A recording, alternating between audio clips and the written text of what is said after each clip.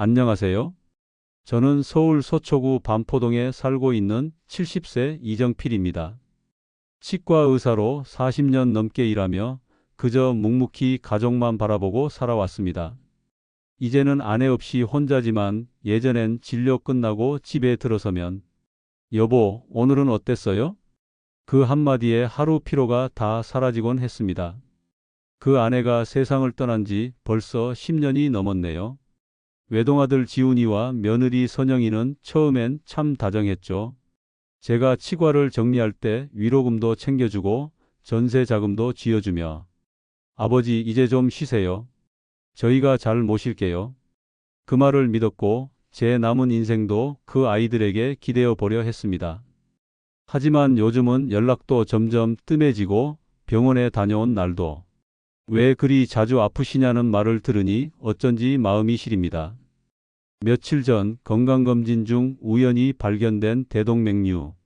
의사 말로는 응급수술이 필요하다고 했습니다. 순간 머리가 하얘지더군요. 이 나이에 혼자 이걸 어떻게 감당해야 하나? 그래도 아들이 있으니 든든하다 생각했습니다. 그래서 조심스럽게 전화를 걸었는데, 아버지 지금 급해요? 저 골프장인데요. 주말에 가면 안 될까요? 그 말이 아직도 귓가를 맴돕니다. 오늘은 그날 이후 제 인생이 어떻게 달라졌는지 이야기해 보려 합니다. 저는 평생을 치과에서 살다시피 했습니다. 대학을 졸업하고 바로 개업해 40년 넘는 세월 동안 수백 명의 입을 들여다봤죠. 진료실 안에선 원장님이었지만 집에선 그저 지훈이 아빠였습니다. 아내는 참 따뜻한 사람이었습니다. 치과 일이 끝나고 밤늦게 들어가면 한쪽 눈 감긴 채로 저를 기다리고 있었죠. 당신 저녁은 먹었어요? 그 짧은 인사 한마디에 하루 피로가 사르르 녹아내리곤 했습니다. 우리는 맞벌이도 안 하고 가족끼리 여행 한번 제대로 못 다녔습니다. 지훈이 대학 등록금, 유학비용, 결혼자금까지 제가 번 돈은 단 한 푼도 제 손에 머물지 않았습니다. 그래도 행복했습니다. 아내는 늘 말했어요. 지훈이가 잘 되면 그게 우리가 잘 사는 거지. 아내가 세상을 떠난 건 지훈이 결혼 다음 해였습니다. 위암이었고 말기였습니다. 병원 침대에 누운 아내는 제 손을 꼭 잡고 말했죠. 여보, 지훈이 잘 부탁해요. 선영이 그 아이 마음 여려요. 많이 도와줘요. 그 말이 제 평생 마지막 약속이었습니다. 그 이후로 저는 자식들 곁을 떠나지 않았습니다. 결혼 후엔 전세 보증금으로 2억을 줬고 아이들 둘 돌 때마다 집에 와서 애 봐주고 용돈 주고 병원비도 제가 댔습니다. 치과를 폐업할 땐 고맙다고 눈물까지 보이던 지훈이가 폐업 위로금과 남은 잔금까지 다 받아가면서 아버지 이젠 편하게 사세요. 우리가 다 해드릴게요. 그렇게 말했었습니다. 한동안은 제 집에서 함께 살았지만 어느 날부터 아들 내외의 표정이 달라지더군요. 아버지, 지훈이 승진하고 일도 많아졌어요. 분가 좀 해야겠어요. 선영이가 조심스럽게 말했지만 사실 그 눈빛엔 불편함이 묻어나 있었습니다. 그래, 이해했습니다. 젊은 부부에게 독립된 공간이 필요하겠지. 저는 아무 말 없이 두 사람 짐을 날라줬습니다. 집에 남겨진 흔적들을 치우면서 이젠 정말 혼자구나 실감이 났죠. 그렇게 혼자 지내며 세월을 보내던 중 한동안 등 통증이 자주 왔습니다. 처음엔 나이 탓이라 넘겼지만 검진 결과는 생각보다 심각했습니다. 대동맥류. 언제 터질지 모릅니다. 바로 수술 준비 들어가야 합니다. 그 말을 듣는 순간 아내의 병실이 떠올랐습니다. 그때도 지금도 나는 또 혼자군요. 그래도 한 사람쯤은 날 생각해 주겠지 싶어 주머니에서 아들 번호를 꺼내 들었습니다. 하지만 그 기대는 너무 순진했나 봅니다. 검진 결과를 들은 건 목요일 아침이었습니다. 의사는 조심스럽게 말했습니다. 이정필 선생님, 대동맥류입니다. 상태가 꽤 진행됐어요. 최대한 빠르게 수술 들어가셔야 합니다. 오늘 늦어도 내일 중엔요. 심장이 내려앉는 것 같았습니다. 한동안 아무 말도 못하다 저는 휴대폰을 꺼내 들었습니다. 지훈이 번호를 눌렀습니다. 여보세요? 아버지. 지훈아, 나 지금 병원이야. 대동맥류래. 급히 수술해야 한대. 지금요? 아버지, 저 오늘 외부 미팅 잡혀 있어서. 아, 그리고 골프 접대가 하나 있는데. 그럼 선영이는? 그쪽도 바빠요. 이번 주는 행사 준비 때문에. 아버지, 혹시 그 수술 꼭 오늘 하셔야 해요? 응. 의사 말로는 하루도 미루면 안 된대. 그럼 일단 동의서는 아버지가 직접 쓰시고요. 필요한 서류 있으면 사진 찍어서 저한테 보내주세요. 이번 주말에 꼭 들를게요. 전화를 끊은 뒤 손끝이 떨렸습니다. 그래, 애들도 바쁜가 보지. 그렇게 스스로를 다독이며 수술 동의서를 혼자 작성했습니다. 펜을 잡은 손이 자꾸 떨려 글씨가 흐트러졌습니다. 병원 침대에 누워 있자니 복도에서 간호사들의 발소리가 들려왔습니다. 오늘 수술 2건 연기됐대. 보호자 서명 없어서. 요즘은 자식들이 오히려 덤덤하더라. 본인이 혼자 결정하는 게 낫지. 그 대화를 듣고 있으려니 어딘가 제 얘기 같았습니다. 오후엔 간호사가 와서 말했습니다. 선생님, 보호자분은 오늘도 못 오시나요? 응. 그냥 내가 알아서 할게요.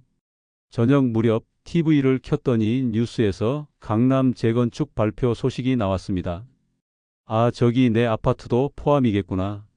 문득 지훈이 얼굴이 떠올랐습니다. 그 녀석이 저 집을 자기 집이라 부르기 시작한 게 언제였더라? 그날 밤 전등도 켜지 않은 병실 안에서 저는 아내 사진을 꺼내 보았습니다. 여보, 나 혼자야. 이제 정말 혼자야. 그 말 한마디에 눈물이 뺨을 타고 흘렀습니다. 자식이 있다 한들 결국 늙으면 혼자라는 사실이 그날만큼은 참 절실히 느껴졌습니다. 수술 전날 밤 병실은 조용했습니다. 복도엔 휠체어를 미는 간호사들, 알람 소리에 반응하는 간단한 움직임만이 있었습니다. 그 속에서 저만 멈춰 있는 기분이었습니다. TV에선 인기 드라마가 흘러나오고 있었지만 저는 한마디도 들리지 않았습니다. 식은 죽 반 그릇, 남은 반은 그대로 식탁 위에 있었습니다. 휴대폰을 들여다봤습니다. 아버지 수술 잘 받고 내일 연락 주세요. 지훈에게서 온 마지막 메시지였습니다. 전화는 없었고 병원에 올 생각도 없어 보였습니다. 며느리 선영은 아예 아무 연락도 없었습니다. SNS에 올라온 게시물 하나만 보였습니다. 오늘도 거래처 미팅 끝, 내일은 드디어 골프. 댓글엔 친구들이 부럽다. 워킹맘 롤모델이라며 응원을 보내고 있었습니다. 그 화면을 내려보다가 저는 휴대폰을 조용히 뒤집었습니다. 손등엔 주사 바늘 자국이 남아 있었고 창밖에선 간간히 구급차 사이렌이 울렸습니다. 이대로 죽으면 나를 제일 먼저 떠올릴 사람이 과연 누구일까? 그 생각이 들자 갑자기 숨이 턱 막혔습니다. 오랜 시간 제 인생에서 가족이란 두 글자는 희생과 책임, 헌신의 다른 말이었습니다. 나는 가족을 위해 치과 문을 40년 넘게 열었고 아내가 떠난 뒤엔 아들에게 전세 자금, 위로금까지 쥐어줬습니다. 그리고 남은 건 이 병실의 고요함 뿐이었습니다. 아버지, 좀 참으세요. 보험 처리에 문제 생기면 안 되니까요. 서류는 사진으로 보내주세요. 그들의 말이 머릿속을 떠나지 않았습니다. 그 순간 저는 결심했습니다. 지금이 아니면 내 뜻을 지킬 방법이 없다는 걸. 저는 간호사를 불렀습니다. 혹시 환자가 사망했을 경우 보호자에게 통보는 병원이 하게 되죠? 네, 기본적으로는 그렇습니다. 그럼 제가 요청하면 보호자에게 사망했다고 먼저 연락해 줄 수 있나요? 네. 그게 무슨 말씀이신지. 수술 중 사망했다고 그렇게 말해 주세요. 나는 내 인생을 정리할 시간이 필요하니까. 간호사는 놀란 표정을 지었지만 저는 이미 확신에 찬 얼굴이었습니다. 그날 밤 저는 책상 위에 놓인 공책을 펼쳤습니다. 그리고 오래전 제자였던 박지환 변호사의 명함을 꺼내 들었습니다. 지환아 선생님이다. 유언장을 좀 쓰려 한다. 한자 한자 펜을 눌러가며 써 내려갔습니다. 강남 아파트 현금 태안 땅. 사람이 사람에게 실망하는 데엔 오래 걸리지 않는다. 이 문장을 맨 마지막 줄에 조용히 적었습니다. 그날 병원에서 지훈에게 전한 말은 간단했습니다. 김지훈 보호자분 되시죠? 죄송합니다. 부친께서 수술 중 예기치 못한 심정지로 수화기 너머로 짧은 침묵이 흐른 뒤 지훈의 목소리가 나지막이 들렸습니다. 아, 네. 사망 진단서는 바로 발급되나요? 그리고 유산 정리 절차는 병원 통해 확인하면 되겠죠? 몇 분 뒤 선영의 번호로 다시 전화가 걸려왔습니다. 보험금 접수 시한이 있어서요. 아버님 명의 부동산 목록 혹시 병원 측에서 받아놓은 게 있으신가요? 그 반응은 너무도 명확했습니다. 슬픔이나 충격은 없었습니다. 오히려 보험과 재산 정리 순서에 더 집중한 태도였죠. 간호사는 병실로 돌아와 조심스럽게 말했습니다. 선생님, 전달은 그대로 했습니다. 두 분 다 조금은 냉정하셨습니다. 저는 눈을 감고 이불을 턱까지 끌어올렸습니다. 피로도 분노도 아닌 그냥 허탈함이었습니다. 며칠 뒤 병원 퇴원과 함께 저는 다시 지환을 불렀습니다. 이젠 더 미룰 수 없겠구나. 지환은 노트북과 유언장 초안을 들고 병실에 앉았습니다. 선생님, 여기에 유언 내용 정리한 구조입니다. 단순 상속이 아니라 선생님의 뜻을 살릴 수 있도록 구성했습니다. 화면에는 이렇게 정리돼 있었습니다. 강남 아파트 장애인 치과 진료 재단 설립에 기부. 운영 책임 박지환 법적 명의는 재단으로. 현금 3억 중 1.5억 재단 운영 자금 및 진료소 설립비. 현금 1.5억 중 일부 5천만 원 박지환 개인 감사 상속 명목. 태안 토지 향후 진료소 설립지로 기부. 저는 문서를 천천히 읽고 난 후 말했습니다. 이게 맞다. 내 인생은 남기기 위한 게 아니라 나눌 수 있을 때까지 써야 했던 거였지. 지환은 영상 기록을 시작했고 저는 유언장에 인감 도장을 찍으며 덧붙였습니다. 지훈이 그 아이가 날 부정할 수도 있겠지. 하지만 이건 누구에게든 떳떳한 내 뜻이야. 며칠 뒤 지훈과 선영은 장례식장으로 향했습니다. 하지만 그곳엔 빈소도, 위패도, 영정사진도 없었습니다. 대신 병원 측에서 전달한 단 한 장의 문서. 이정필님의 사망은 병원 착오로 인한 오보였습니다. 지훈의 얼굴은 창백해졌고 선영은 병원에 거칠게 항해 전화를 걸었습니다. 그럼 보험금도 못 받는다는 거예요? 상속은요? 아버님 현재 어디 계시죠? 병원은 더 이상의 정보를 제공하지 않았습니다. 결국 지훈은 박지환을 찾아가 말했습니다. 그 유언장 우리 아버지가 정신이 온전치 않을 때 쓴 겁니다. 우린 법적 조치를 취할 겁니다. 그리고 당신 쪽 사람 얼마면 입 다물겠어요? 지환은 침착하게 서랍을 열어 USB 하나를 건넸습니다. 여기 선생님과의 유언장 작성 영상, 녹취, 의료 기록, 증인 진술 모두 들어 있습니다.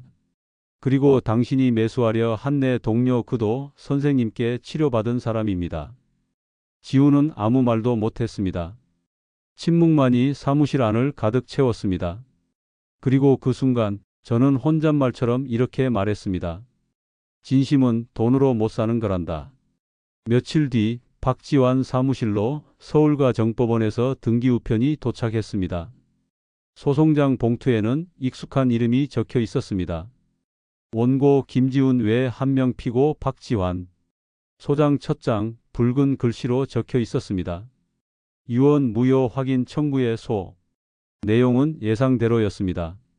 지훈 측은 이정필의 유언 당시 정신 상태가 약물 투여와 스트레스로 판단력 상실 상태였으며 그 상황을 이용한 제3자에 의해 재산이 부당하게 탈취됐다고 주장했습니다. 또한 지훈은 병원 진료 기록을 통해 환자가 수면 유도제를 복용 중이었고 그 시기에 서류 작성은 무효라고 덧붙였습니다. 며느리 선영은 더욱 노골적이었습니다. 그녀는 지인 기자를 통해 억울한 자식의 입장을 강조한 기사를 퍼뜨렸습니다. 단독 아버지는 정상 아니었다. 아들이 말하는 유언의 진실. 저희는 단 한 번도 아버지께 재산을 달라고 한 적 없습니다. 그저 가족이기 때문에 당연히 지켜드리고 싶었을 뿐입니다. 마지막 날까지 저희에게 연락 한 통 없으셨죠. 왜 그런 선택을 했는지 너무 마음이 아픕니다. 박지환은 기사를 읽고 분노를 삼켰습니다. 이제 언론 플레이까지 시작하는군요. 곧바로 병원에 증빙 요청을 넣었고 당시 의료진으로부터 의식 명료, 서명시 판단력 이상 없음이라는 의견서를 확보했습니다. 그는 과거 제가 운영했던 무료 진료소의 봉사 간호사들에게도 연락을 돌렸습니다. 선생님이요? 정신 더 또렷하셨어요. 저희 이름, 출근 요일, 심지어 환자 이름까지 기억하셨어요. 그분이 계셨던 봉사단체 회의록도 있어요. 거기서 죽기 전에 이 일은 꼭 남기겠다고 여러 번 말씀하셨죠.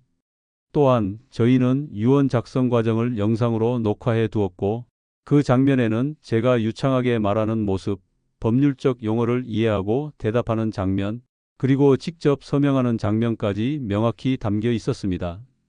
그러던 중 박지환은 이상한 정황 하나를 발견했습니다.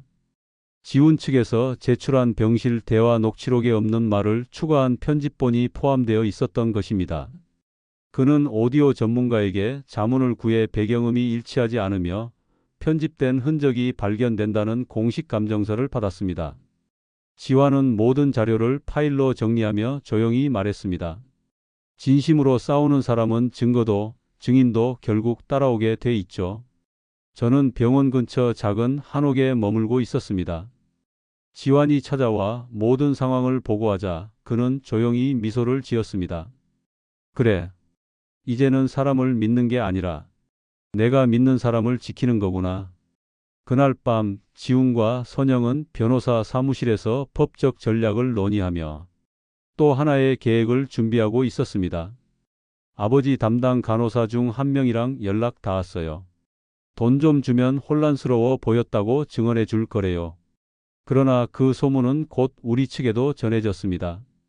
박지환은 단호하게 말했습니다. 허위 증언 시 명백한 위증죄로 고소할 겁니다. 우리는 준비가 끝났습니다. 폭풍은 이제 막 시작됐습니다. 법정은 단순한 유산 분쟁이 아닌 진심과 탐욕이 맞붙는 전장이 되고 있었습니다. 서울과 정법원 제3민사부. 법정 안엔 묵직한 긴장감이 감돌고 있었습니다. 원고석엔 정장 차림의 지훈과 선영 그리고 그들 측 변호사 2명. 피고석엔 저와 박지환 변호사. 저는 회색 정장을 입고 지팡이를 짚은 채 조용히 앉아 있었습니다. 판사가 입장하자 모두가 자리에서 일어섰고 곧 본격적인 신문이 시작됐습니다. 원고 측 유언 무효 사유에 대해 진술 바랍니다. 지훈의 변호사가 자리에서 일어났습니다. 본 유언은 고인의 수술 직전 정신적 판단력이 저하된 상태에서 작성되었습니다. 수면 유도제와 고령으로 인해 혼동 증세가 빈번했고 그 상황을 악용하여 제3자에게 모든 재산이 기부된 것입니다. 그는 병실 녹취 일부를 재생했습니다. 아, 아파트는 그게 어디에? 지훈은 탄식하는 표정을 지으며 말했습니다. 보이십니까? 명확히 질문을 이해하지 못하고 계십니다. 정신이 온전했다면 왜 가족에게 한마디 상의조차 없이 제3자에게 전 재산을 넘깁니까? 판사는 고개를 끄덕이며 피고 측에 시선을 보냈습니다. 박지환은 담담하게 자리에서 일어났습니다. 판사님, 해당 녹취는 편집 조작된 자료입니다. 배경음이 부자연스럽고 시간 순서가 왜곡되어 있습니다. 오디오 포렌식 분석 보고서와 함께 제출하겠습니다. 그리고는 노트북을 연결해 유언 작성 당시의 영상을 재생했습니다. 영상 속 이정필은 또렷한 목소리로 말했습니다. 이 재산은 누군가의 고통을 덜기 위해 쓰였으면 좋겠습니다. 가족에게서 위로는 받지 못했지만 누군가에겐 작은 희망이 될 수 있으니까요. 저는 영상 속에서 강남 아파트의 위치와 가치, 토지 면적, 기부 목적 등을 상세히 언급하며 명확하게 유언장을 작성했습니다. 법정에 정적이 흘렀습니다. 지훈의 얼굴은 굳어졌고 선영은 팔짱을 낀 채 눈을 흘겼습니다.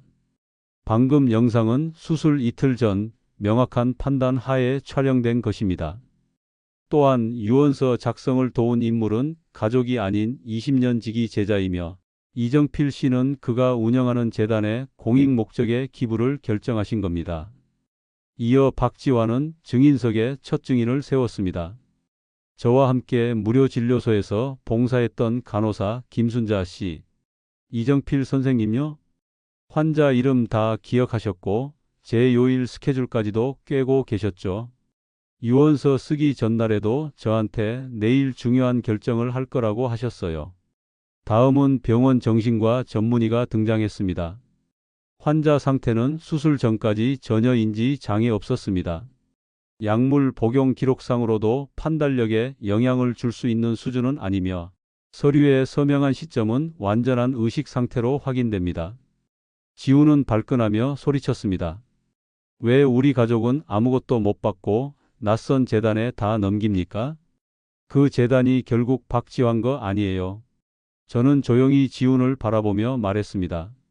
그날 내가 나한테 뭐라 했는지 기억은 하니? 지훈은 대답하지 않았습니다. 대신 선영이 나섰습니다. 아버님, 저희는 늘 효도했습니다. 그깟 유산 하나 때문에 이러는 거 아니라니까요. 저는 처음으로 목소리를 높였습니다. 그깟 유산? 내가 그걸 남기려고 산 줄 아니? 법정은 순간 정적에 휩싸였습니다. 저는 천천히 자리에서 일어나 판사를 향해 고개를 숙였습니다. 저는 제 인생의 마지막을 제 뜻대로 정리하고 싶었을 뿐입니다. 지훈의 목소리는 점점 거칠어졌습니다. 그 재단이라는 게 결국 박지환 당신 거잖아요. 겉으론 기부랍시고 다 넘겨놓고 실상은 자기 밥그릇 챙기는 거 아냐? 법정 안에서 몇몇 방청객이 수군거리기 시작했습니다. 박지환은 자리에서 일어나 조용히 반박했습니다. 그 재단은 비영리 단체입니다. 모든 회계는 공개되며 운영위원회가 따로 구성됩니다. 저는 단지 선생님이 생전에 바란 뜻을 실현하기 위해 책임을 맡은 것뿐입니다. 그 순간 방청석에서 중년 여성 한 명이 자리에서 일어났습니다. 그녀는 이정필이 무료 진료를 해줬던 환자의 딸이었습니다. 저희 어머니는 장애로 치아 치료를 못 받았어요. 그런데 이 선생님이 직접 시골까지 내려와 임플란트까지 해주셨어요. 우리가 뭘 보답했겠어요? 그냥 고맙단 말밖에. 그녀는 손에 엽서 한 장을 들고 있었습니다. 선생님이 저한테 직접 써주신 거예요. 당신 어머니의 미소가 내겐 가장 큰 보상이었습니다라고요. 법정 안이 고요해졌습니다. 그녀는 울먹이며 고개를 숙였습니다. 저는 자리에 앉은 채 말했습니다. 나는 내 손으로 평생을 일구었고 그 손으로 마지막도 남기고 싶었습니다. 지우는 얼굴이 점점 굳어졌습니다. 선영은 초조한 듯 휴대폰을 꺼내 무언가를 확인했습니다. 그때 박지환이 USB 하나를 제출했습니다. 판사님, 원고 측이 병원 간호사를 매수해 허위 진술을 시도한 정황을 담은 통화 녹취입니다. 법정 안에 짧은 숨소리가 돌았습니다. 지훈 측 변호사는 당황한 표정으로 말했습니다. 그건 불법 녹취 아니십니까? 박지환은 태연하게 대답했습니다. 당사자의 동의하에 녹음되었습니다. 저희 측 간호사가 다시 통화하면서 모든 내용을 확보했습니다. 녹취에는 원고 측이 수십만 원 줄 테니 헷갈렸다고만 해달라는 내용이 그대로 담겨 있습니다. 판사는 조용히 말을 이었습니다. 녹취록과 병원 진술서를 비교하니 실제 진술 내용과 배치되는 부분이 확인됩니다. 본 재판부는 해당 정황에 대해 위증 시도 가능성을 감안하겠습니다. 지우는 자리에서 벌떡 일어났습니다. 아버지, 정말 저희한테 한마디 상의도 없이 왜 그랬어요? 저는 천천히 지훈을 바라봤습니다. 너한텐 말해봤자였으니까. 그날 내가 널 얼마나 애타게 불렀는지 넌 기억이라도 하니? 지훈은 고개를 떨궜습니다. 골프장 접대 자리였어요. 지금 생각하면 그깟 자리보다 중요한 게 뭔지 왜 몰랐을까 싶네요. 선영은 무슨 말을 꺼내려다 입을 닫았습니다. 그녀는 눈치챘습니다. 더는 이 법정에서 이길 수 없다는 걸. 그날 재판은 오후까지 이어졌고 최종 결심 공판은 다음 주로 지정됐습니다. 법원을 나서는 길, 지환이에게 말했습니다. 이제 시작이겠구나. 지환은 고개를 끄덕이며 대답했습니다. 이제는 지키는 싸움이 아니라 돌려주는 싸움입니다. 재판 이후 서울을 떠나 충남 태안의 작은 바닷가 마을로 향했습니다. 그곳엔 아직 허벌판인 재단 명의로 등기 이전된 부지가 있었습니다. 여기서 다시 시작해야지. 다 잃은 게 아니라 되찾는 거니까. 박지환은 서울에 남아 유언 소송에 대한 자료를 정리하며 또 다른 대응 준비에 착수했습니다. 그는 의료 윤리 위반, 허위 진술 시도, 명예훼손에 해당하는 법률 조항을 정리했고 지훈과 선영이 퍼뜨린 언론 기사에 대해 반론 보도 요청서도 제출했습니다. 그리고 뜻밖의 조력자가 찾아왔습니다. 바로 서울치대 시절의 후배이자 현재 국립대 의대 교수로 재직 중인 장지민. 형, 기사 다 봤어요. 너무 어이가 없더라고요. 이정필 선생님이 어떤 분인지 의료계 사람들 다 압니다. 지민은 직접 작성한 자필 탄원서를 건넸습니다. 이분은 후배들 사이에서도 의사보다 사람 먼저 보던 분으로 통했어요. 그런 분을 기회주의자로 몰아붙인다는 게 말이 안 돼요. 탄원서에는 현직 의사 53명의 서명이 담겨 있었습니다. 또 다른 전화 한 통은 제가 치료해줬던 청각장애인 중학생의 어머니에게서 왔습니다. 선생님 덕분에 우리 애가 학교를 안 빠지게 됐어요. 전 아직도 그날을 잊지 못해요. 그녀는 기꺼이 법정 증언에 나서겠다고 했고 박지환은 영상 녹취까지 진행하며 증인 진술을 준비했습니다. 그 사이 저는 서울과 태안을 오가며 진심치과재단의 설립 등기를 마쳤습니다.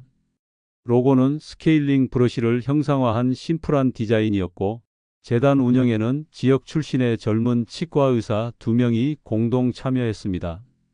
선생님, 이걸 진짜 혼자서 다 계획하신 거예요? 저는 조용히 웃었습니다. 혼자는 아니지. 지금은 나보다 더 진심인 사람들이 곁에 있잖아. 한편 박지환은 정식으로 지훈 측의 명예훼손, 허위 증언 교사, 의료진 매수 시도에 대한 민사형사 대응을 시작했습니다. 내용 증명서에는 이렇게 적혀 있었습니다. 본인의 권리를 주장하는 과정에서 타인의 명예와 진실을 해치는 행위는 그 자체로 죄가 됩니다. 지훈은 그 문서를 손에 쥔 채 한참을 말없이 앉아 있었습니다. 선영은 곁에서 말했습니다. 이러다 우린 진짜 아무것도 못 받는 거 아냐? 지훈은 대답하지 않았습니다. 하지만 그의 눈엔 처음 보는 불안감과 흔들림이 떠올라 있었습니다. 다음 재판까지 남은 시간은 단 12일. 저희는 마지막 진술 준비에 들어갔고 그들에겐 진심과 증거 그리고 사람들이 남아 있었습니다. 최종 선고일 아침 서울과 정법원 302호 법정은 이른 시간부터 방청객들로 가득 찼습니다. 언론도 시민들도 이 기부 유언 재판의 결말에 관심을 집중했습니다. 재판장은 단호한 어조로 입을 열었습니다. 본 재판부는 유언 당시 고인의 정신상태, 유언 절차, 이해관계 등을 종합적으로 판단한 결과 유언의 효력은 유효하다고 판결합니다. 지훈의 얼굴이 하얗게 질렸습니다. 선영은 주먹을 불끈 쥐었지만 더 이상 아무 말도 하지 못했습니다.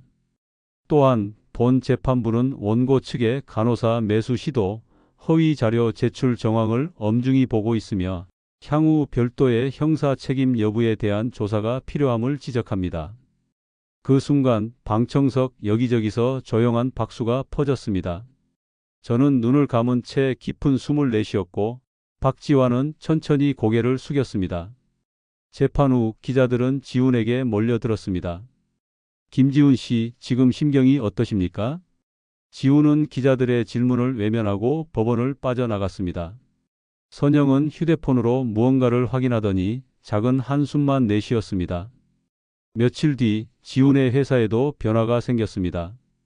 그는 재판 내용이 기사화되며 대표이사 자리에서 물러났습니다. 사회적 이미지 하락으로 투자자들이 등을 돌린 것이었습니다. 선영은 그녀의 이름으로 몰래 드러났던 보험 상품이 지급되지 않는다는 연락을 받고 보험사에 항의하다 결국 계약 해지 통보를 받았습니다. 그들의 계획은 무너졌고 그들의 관계 또한 서서히 흔들리기 시작했습니다. 한편 태안 바닷가에 위치한 진심치과재단 개소식 날, 작은 현수막 하나가 걸렸습니다. 당신의 진심은 오늘도 누군가의 아픔을 덜어줍니다. 박지환은 단상에 올라 말했습니다. 이 재단은 이정필 선생님의 오랜 뜻이 담긴 공간입니다. 진심이 돈보다 깊다는 걸 증명할 수 있기를 바랍니다. 관중 사이에선 박수와 함께 작은 눈물도 흐르고 있었습니다. 그리고 그날 밤, 지훈의 집 우편함에는 조용히 엽서 한 장이 꽂혀 있었습니다. 지훈아, 내가 날 원망할 수도 있겠지. 하지만 언젠가는 알게 될 거다. 가족이란 무언가를 주고받는 관계가 아니라 지켜야 하는 거라는 걸. 그는 엽서를 꺼내며 멍하니 벽을 바라봤습니다. 그동안 너무 많은 걸 당연하게 여겨왔던 자신을 처음으로 되돌아보았습니다. 바닷가 작은 진료실, 햇살이 유리창 너머로 부드럽게 스며드는 그 공간엔 스케일링 기계와 오래된 의자, 그리고 벽 한편에 걸린 액자가 하나 있었습니다. 진심은 결국 남습니다. 저는 평소처럼 진료복을 입고 초등학생 남매의 일을 살펴보고 있었습니다. 이쪽 송곳니는 아직 덜 나왔네. 자, 벌려볼까? 아이들은 처음 보는 낯선 어르신 앞에서도 금세 마음을 열었습니다. 진료가 끝난 뒤 그는 아이들에게 조그만 스티커와 사탕을 건네며 웃었습니다. 건강한 이는 평생 친구야. 알았지? 밖으로 나서는 아이의 엄마는 고개를 깊이 숙였습니다. 진료비라도 조금 드릴 수 있을까요? 그는 고개를 저었습니다.